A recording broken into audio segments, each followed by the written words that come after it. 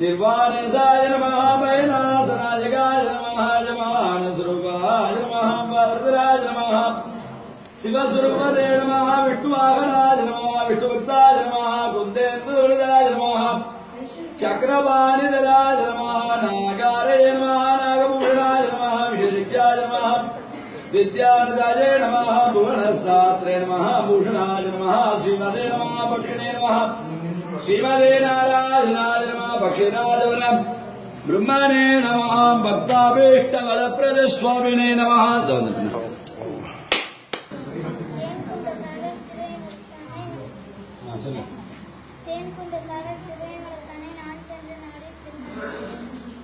பக்ஷிராஜன் பேரு, கல்கருடன் பேரு, வைணதன் பேரு.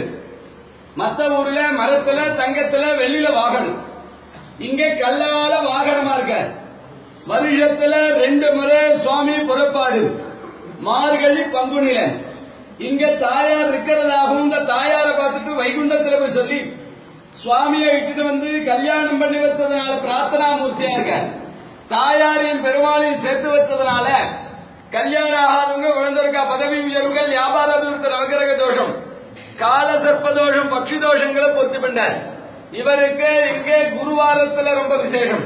வியாழக்கிழமையில 7 வியாழக்கிழமை இங்க சுவாமிக்கு அர்ச்சனை பண்ணா நினைச்ச காரியங்களை இந்த இடத்துல பொறுத்து பண்ணி கொடுக்கிற. வருஷத்துல 2 முறை இவரை வெளியில தூக்கும் போது ஃபர்ஸ்ட் 4 பேர் தூக்கும் போது வெயிட் இருக்காது. அப்புறம் 8, வாரைய சேர்த்து 14, 32, 64 பேர் தூக்குறது. வெளியில போய் பெருமாள் அலங்காரம் பண்ணி 128 பேர் சப்பரத்தில் வச்சு இழுப்பாங்க. கல்லால வாகனங்கிறது இந்த உலகத்துல வேற எந்த இடத்துலயும் பார்க்க முடியாதுன்னு சொல்ல கல்லால வாகனம் முக்கியம். கருட பகவான் இப்பதான் போன வியாழக்கிழமை தான் கருட சேவை முடிஞ்சது. நம்ம எதிர்பார்க்கிற கருட சேவை மார்ச் மாசம் 18ஆம் தேதி அன்னைக்கு சாயங்காலம் சுவாமி புறப்பாடு இருக்கு. ரொம்ப விசேஷமா இருக்கும். பிரார்த்தனைகள்லாம் இருக்குதான். 9 பாம்பு இருக்கு கிரீடத்துல, காதுல 2, தோல்ல 1, மார்புல 2, கையில இடுப்புல கத்தியில 9 பாம்பு இருக்கிறதுனால நவகிரக தோஷங்களை பொறுத்து பண்ணி கொடுக்கிற. திருமங்கை ஆழ்வார் மங்களாசாசனம் பண்ணிருக்காரு.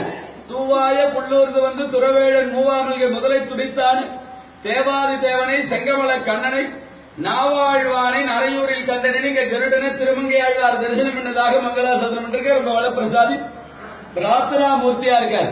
தத்புருஷாய வித்மஹே ஸ்வர்ணபக்ஷாய தீமஹி தன்னோ கருட பிரஜோதயா.